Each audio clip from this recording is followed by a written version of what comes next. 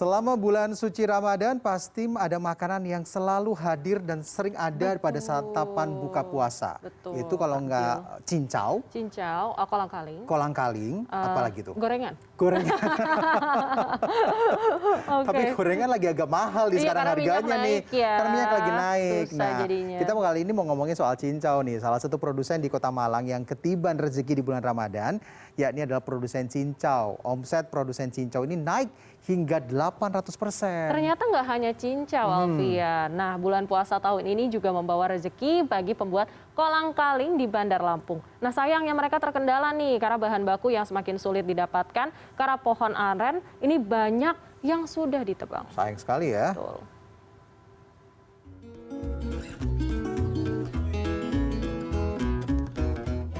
Setiap bulan Ramadan, cincau selalu menjadi buruan para pembeli.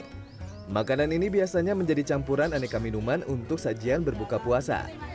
Karena tingginya minat konsumen di bulan Ramadan, produsen cincau di Kota Malang pun banjir permintaan. Seperti yang dialami salah satu produsen cincau di kawasan Marta Dinata, Kota Malang ini. Permintaan cincau di sini meningkat hingga 8 kali lipat. Menurut perajin cincau, kenaikan permintaan terjadi sejak hari pertama bulan Ramadan.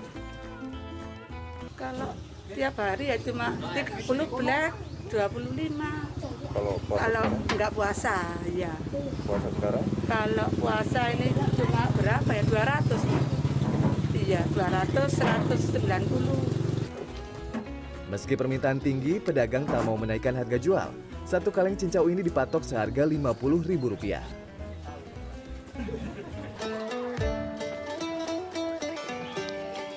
Bulan puasa tahun ini juga mendatangkan rezeki bagi pembuat kolang-kaling. Seperti yang dialami Holidi, warga kampung Umbul Kluwek, Bandar Lampung yang sudah 25 tahun menjadi pembuat kolang-kaling. Mulanya buah kolang-kaling yang telah diambil dari pohon harus direbus. Setelah itu buah dipisahkan dari kulitnya. Selanjutnya buah kolang-kaling dipukul dengan alat tradisional khusus. Proses ini dilakukan agar kolang-kaling yang dihasilkan menjadi lebih besar. Dan terakhir adalah perendaman selama 3 hari. Kolang-kaling buatan Holidi diakui memiliki kualitas yang baik. Selama bulan puasa ia bisa menjual kolang-kaling hingga puluhan kilogram setiap hari dengan harga Rp10.000. Lumayan, sehari bisa 50 kilo loh. Kalau produksi menurun. Kalau dibandingin tahun kemarin? Rame tahun kemarin, banyak tahun kemarin. Sayangnya permintaan kolang-kaling yang tinggi berbanding terbalik dengan kondisi bahan baku yang kian sulit didapat. Selain jumlah pohon kian menipis, buah aren yang bisa dipanen juga tidak banyak. Tim Liputan CNN Indonesia.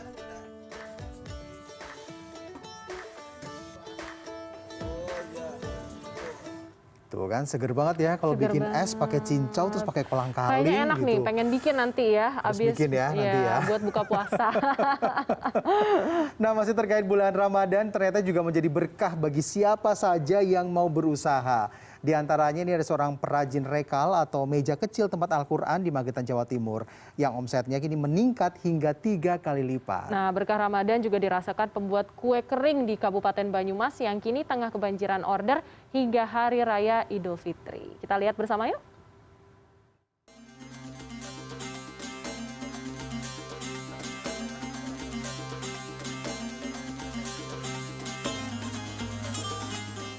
Adalah Sukarman, mantan pekerja pabrik mebel di Solo, Jawa Tengah yang kini menangguk berkah bulan Ramadan. Omset usahanya membuat rekal atau meja kecil tempat Al-Quran meningkat hingga 3 kali lipat. Sukarman memulai membuat rekal Al-Quran sekitar 2 tahun lalu saat ia dipecat dari pabrik mebel di Solo, Jawa Tengah. Sukarman membuat rekal Al-Quran seorang diri di rumahnya di Desa Durenan, Kecamatan Sidorejo, Magetan, Jawa Timur. Bahan kayu ia beli dari para pemilik penggergajian kayu.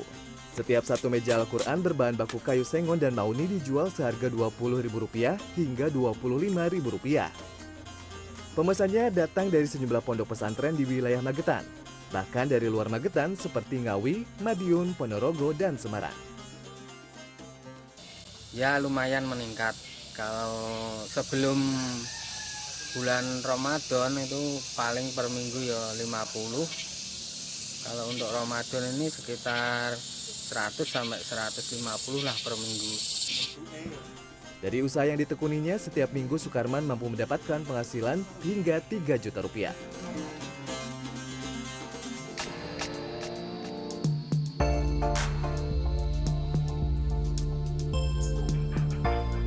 Meningkatnya pesanan saat Ramadan juga dirasakan seorang pembuat kue kering rumahan di Desa Karangklesem, Kecamatan Pekuncen, Banyumas.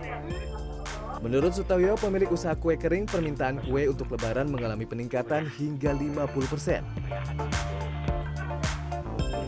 Ia merekrut 10 ibu-ibu rumah tangga dari sekitar rumahnya untuk membantu mengerjakan pesanan. Di antaranya kue nastar, putri salju, hingga kacang. Namun pelaku usaha ini mengaku terkendala bahan baku minyak goreng mahal dan langka. Terutama produksi kami kan ada yang memakai minyak.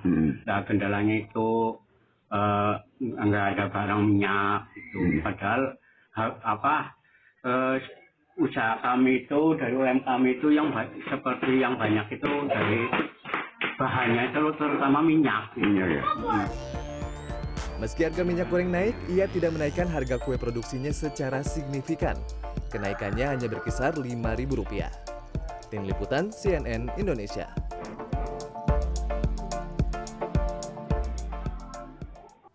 Masih ngomongin makanan di bulan Ramadan nih ya. Meskipun masih pagi-pagi ya. Meskipun masih baru lama aja bukanya. kelar sahur ya. Oke, nah ini memang berbagai hidangan khas Ramadan ini kan identik dengan makanan dan minuman manis. Seperti kalau misalnya buka nih, minumnya es campur atau misalnya kolak pisang gitu kan atau ya. es kelapa yang pakai Betul. gula juga. Atau mungkin gitu. manisan-manisan lainnya Betul. gitu untuk buka puasa. Nah biasanya kan hidangan ini menggunakan pemanis seperti gula pasir ataupun gula merah. Iya, tapi ternyata tahukah Anda bahwa sebenarnya mengonsumsi gula secara berlebihan ini juga nggak baik buat kesehatan. Dan terus pertanyaannya sebenarnya ada nggak sih gula alternatif yang jauh lebih sehat dan aman bagi kesehatan kita? Yuk kita tonton informasinya dalam Healthpedia berikut ini.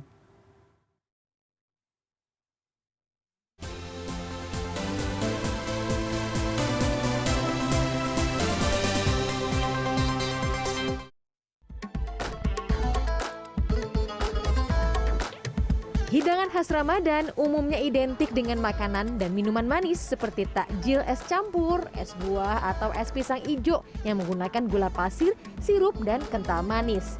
Masyarakat terbiasa mengonsumsi makanan dan minuman manis sebagai pelengkap dan dipercaya bermanfaat bagi tubuh. Itu sangat penting sekali Mbak, karena untuk meningkatkan imunitas tahan tubuh juga daya tahan tubuh. Biasanya ya kayak semacam es buah gitu kan. Ya seperti ya kelapa muda gitu. Ya kan sih sirup kalau bulan puasa. Dokter spesialis gizi Sindiawati menjelaskan, kita perlu memperhatikan kebutuhan karbohidrat. Dalam sehari, kita membutuhkan sekitar 130-135 gram karbohidrat untuk nutrisi otak dan sel darah merah. Jika berlebihan, maka dapat menyebabkan berbagai resiko penyakit. Karbohidratnya karena kita targetin adalah karbohidrat kompleks. Kalau gula itu karbohidrat sederhana, di mana karbohidrat sederhana kalau kita konsumsi berlebihan itu meningkatkan resiko segala macam penyakit, mau kegemukan, diabetes, segala penyakit akan berhubungan dengan kelebihan asupan gula. Sehingga yang kita perlu perhatikan adalah asupan karbohidratnya berapa banyak. Dan biasanya umumnya sekitar 50% sampai 60% dari kebutuhan. Gula pada hidangan khas Ramadan dapat diganti dengan sejumlah alternatif yang lebih aman, seperti madu yang mengandung vitamin C, B, dan potasium. Kemudian, sari kurma yang mengandung antioksidan dan vitamin C. Sirup maple mengandung zinc dan zat besi yang baik untuk daya tahan tubuh. Gula aren dengan kandungan sukrosa lebih rendah dari gula pasir. Dan stevia yang tidak mengandung kalori. Selain memberikan rasa manis dan mengandung gizi, berbagai alternatif tersebut juga tidak bersifat meningkatkan gula darah secara tiba-tiba. Meskipun lebih aman dari gula pasir, namun takaran konsumsinya tetap harus dibatasi, yaitu sekitar 1-2 sendok dalam sehari. Hal ini karena dikhawatirkan terdapat kandungan gula lain di dalam makanan atau minuman tersebut, sehingga beresiko menambah total asupan gula menjadi berlebih. Selain itu, dokter gizi menyarankan agar kita tetap memperhatikan gizi secara lengkap dan seimbang, seperti menambah protein, serat, vitamin, dan mineral. Jadi saat berbuka puasa, jika kita masih ingin mengkonsumsi makanan atau minuman yang manis, kita dapat mengganti dengan gula alternatif. Seperti sirup atau susu kental manis yang diganti dengan sari kurma. Tentunya agar dapat mencegah berbagai macam penyakit seperti diabetes. Syifa Nifa, Nedi Pranedia, Jakarta. Nah, jadi udah tahu kan gula yang sehat itu seperti apa. Nah, usai jeda nanti kita masih akan ngobrolin soal makanan, rekomendasi jajanan tradisional dari sejumlah daerah di Indonesia. Nah, dari mulai gorengan, kue, dan juga kudapan lainnya yang bisa menjadi pilihan kudapan untuk berbuka puasa nanti. Langsung nggak Sesaat sabar lagi. nunggu beduk ya. Wah, nggak sabar banget nih. Jangan kemana-mana ya, tetap di Good Morning.